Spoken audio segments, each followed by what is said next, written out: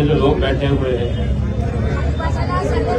Media वालों से मैं दरखास्त करता हूं कि अगर वो प्लेटफॉर्म के ऊपर चढ़ गए और बाकी के लोग वहां से हट जाए। पीछे पीछे हटो भैया, आप लोग थोड़ा सा पीछे हट जाए, बाकी हॉकर्स जो है वो नीचे बैठ सकते हैं। पप्पू बैठे, पप्पू नीचे बैठो। हाँ बैठिए। कुणाल भाई पीछे हो जाइए। भैया भैया उनको देखने दो।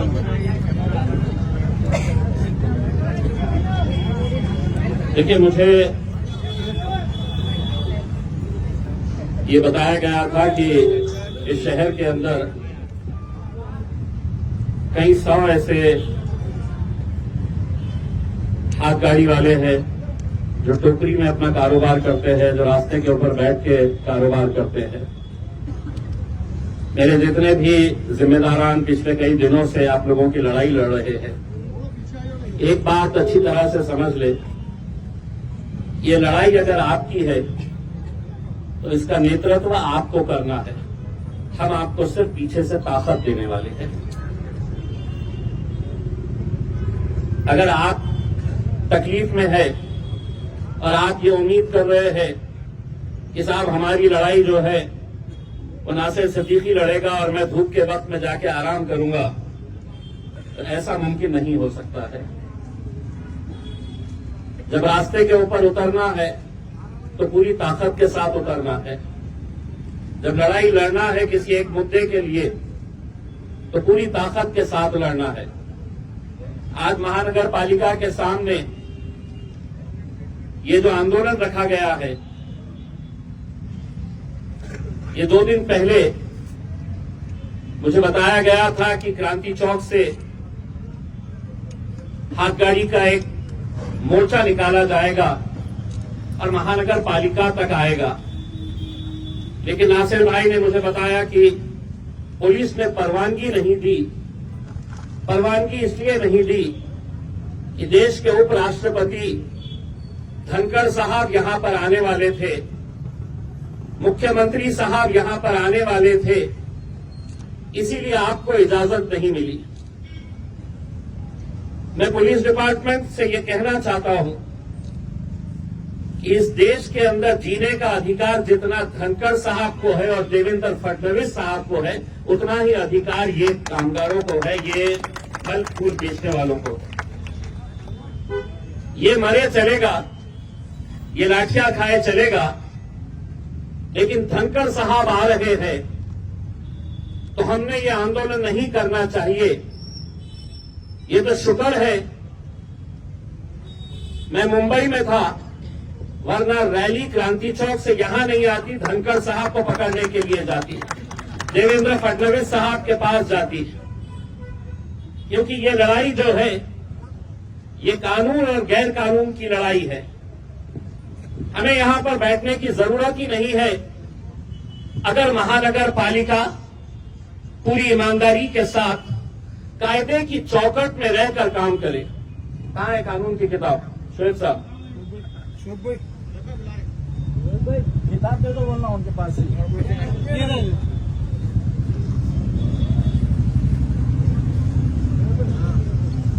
ये शायद आप लोगों को समझ में नहीं आएगा, लेकिन जो अधिकारी वहां पर बैठे हुए हैं उन सबको ये अच्छी तरह से समझता है, क्योंकि पूरे महाराष्ट्र के अंदर जितनी महानगर पालिकाएं हैं उनके लिए ये कानून इन्हीं लोगों ने बनाए हैं। न ये आपने बनाए हैं न हमने बनाए हैं। और इसमें आपको ताज्जुब होगा कि ये कानून के अंदर जो सबसे पहला कानून जो बनाया गया है, सबसे पहला कानून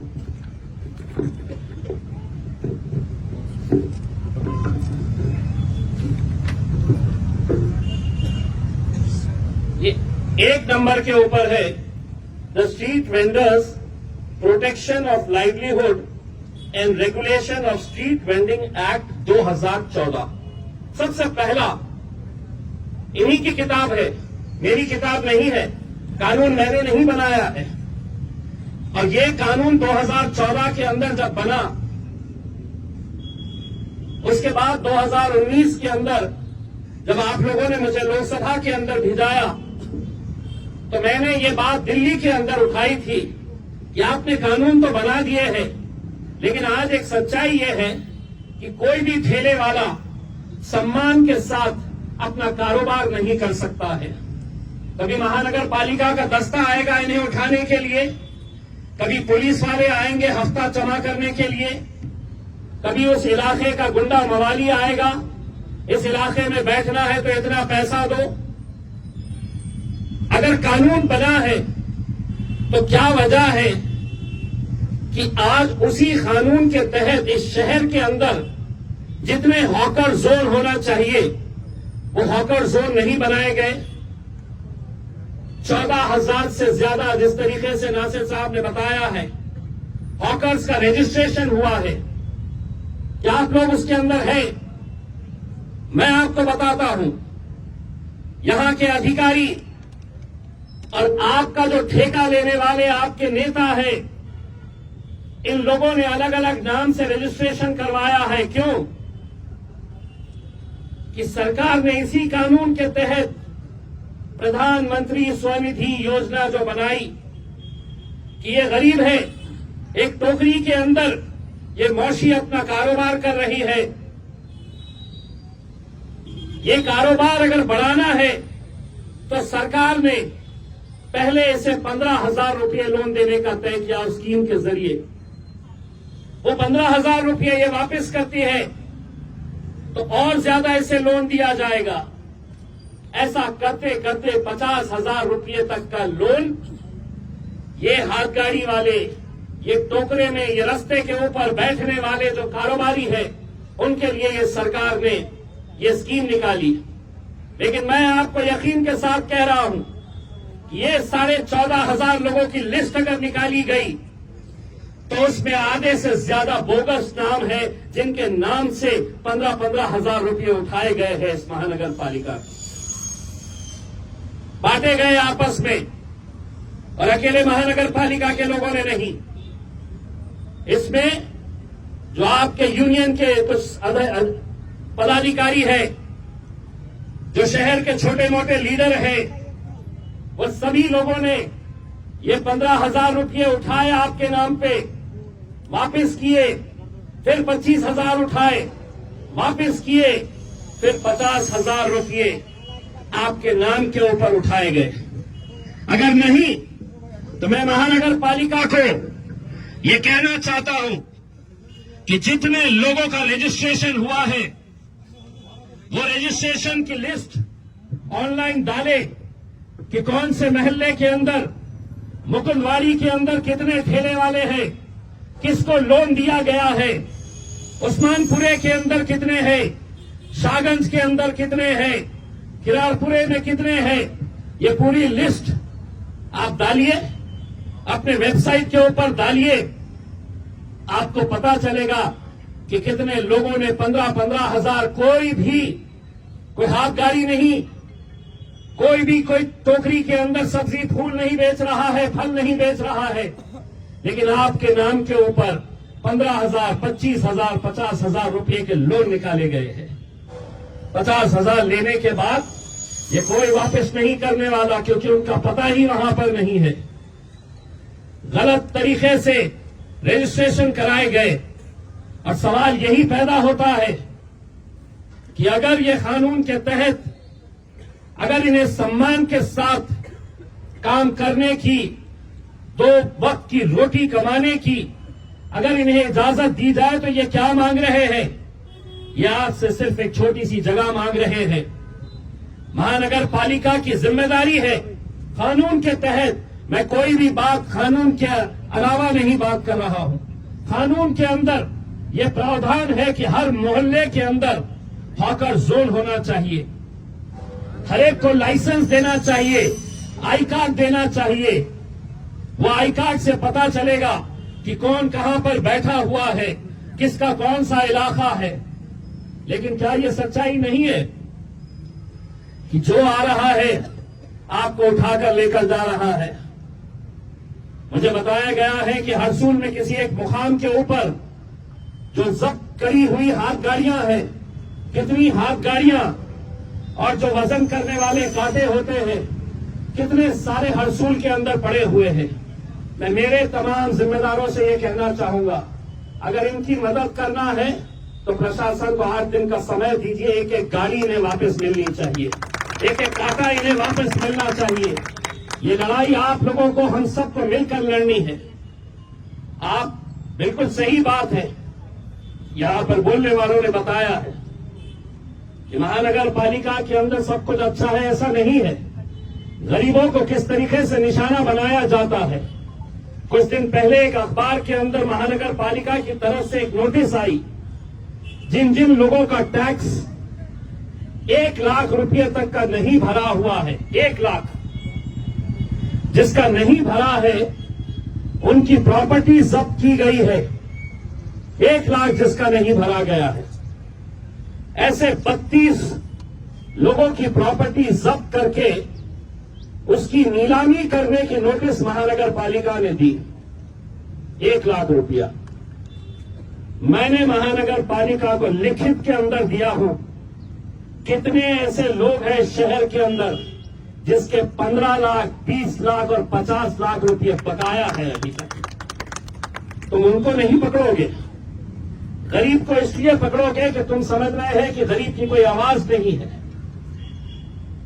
लिखित के अंदर देने के बावजूद कि किस इलाके के अंदर किसके 15 लाख रुपए बचे हुए हैं, किसके 10 लाख रुपए बचे हुए हैं, क्या उनके लिए कानून अलग है? इनके लिए कानून अलग है। लेकिन नहीं, उन्हें यह मालूम है कि ये गरीब है, ये कितना लड़ेगा, कैसा लड़ेगा। लेकिन आपको मैं यकीन दिलाना चाहता हूं, कोई आए ना आए आपकी लड़ाई लड़ने के लिए, ये जितने खड़े हुए हैं मेरे साथ, ये आधी रात को आपके लिए खड़े रहने के लिए तैयार रहेंगे। मुझे खुशी है कि आपकी लड़ाई के लिए जिस तरीके से ये लोग अपने अपने इलाके के अंदर गए, मोहल्ले मोहल्ले के अंदर गए, और आप लोगों से यही अपील की कि ये लड़ाई हम लड़ेंगे आपके साथ मिलकर। हम भी चाहते हैं, हमारा क्या मफाद है इसके अंदर, हमारी सिर्फ यही कोशिश है कि ये गरीबों ने सम्मान के साथ, ऐसा नहीं कि महानगर पालिका की गाड़ी आ रही है तो महातारी बाई टोकरा उठाकर भाग रही है, हाथ गाड़ी वाले भाग रहे हैं। ये जहां पर हो रहा है, मैं एक आपसे भी कुछ बात कहना चाहता हूं। मैं धंधा कर रहा हूं तो मैं कहीं पर भी खड़े रह सकता हूं, कितनी भी सड़क के ऊपर मैं आ सकता हूं। इसका ख्याल हमको भी करना है, हमको भी ये बात सोचनी है कि जहां पर हम दीवार को लगकर अगर हम खड़े रह सकते हैं, चाहे वो केले बेचिए, फूल बेचिए, फल बेचिए, सब्जी बेचिए, जो बेचना है। लेकिन क्या ये सच्चाई नहीं है कि कई ऐसे रास्ते हैं कि जहां पर रास्तों के ऊपर आबकारियां लगाई जा रही है। अगर हम इनका समर्थन नहीं कर रहे हैं महानगर पालिका, तो ऐसी हरकतों का भी हम समर्थन नहीं करेंगे। क्योंकि कानूनी लड़ाई हम उसी वक्त लड़ सकते हैं पूरी ताकत के साथ कि जब हम अपने नियमों के अंदर रहेंगे। यकीनन आज इनके पास कोई भी उन्होंने हॉकर जोन नहीं तैयार किया है, इसीलिए ये डर डर के कारोबार आपको करना पड़ रहा है।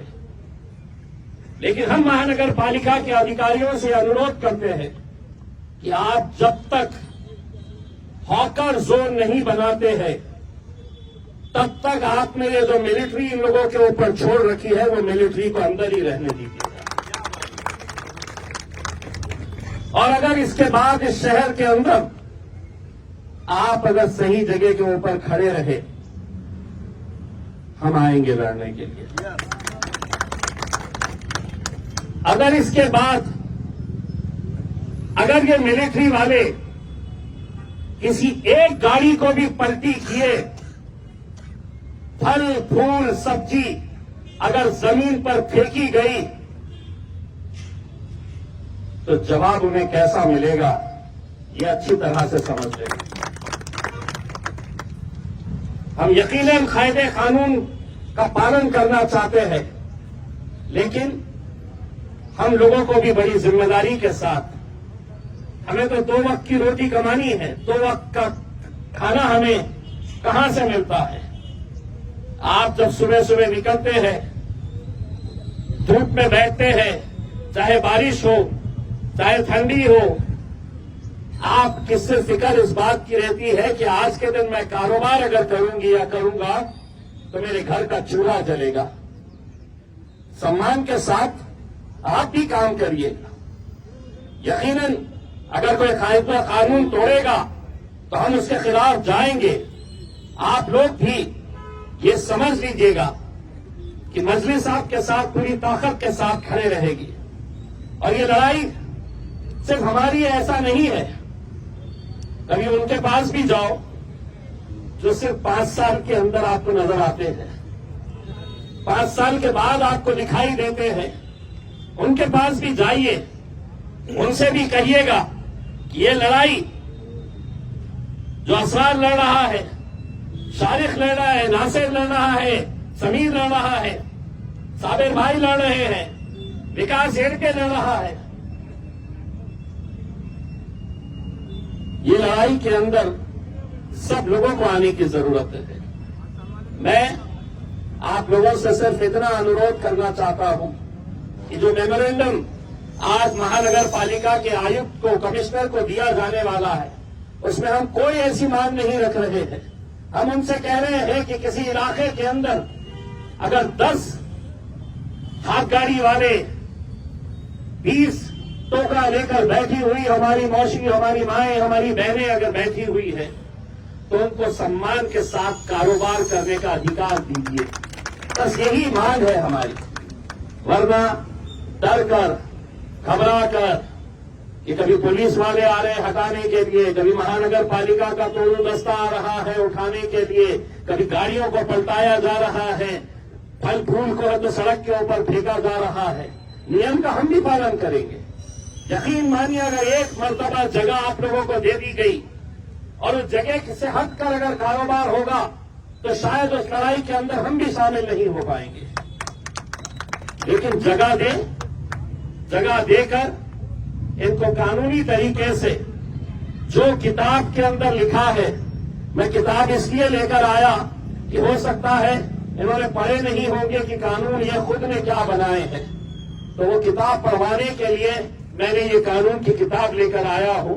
और उम्मीद करता हूं कि हमारा जो डेलीगेशन वहां पर जाए तो वो किताब साथ में लेकर जाए और उन्हें भी ये बताए कि ये कानून के अंदर सबसे पहला कानून जो है कोई अमीरों के लिए धन्ना सेठों के लिए नहीं है। सबसे पहला कानून बना है तो ये गरीबों के लिए बना हुआ है, जो कष्ट करके मेहनत करके जो पैसा कमाने वाले हैं। रमजान का महीना आ रहा है, सभी के लिए ये रमजान के महीने में 2 पैसे कमाने का मौका मिलता है।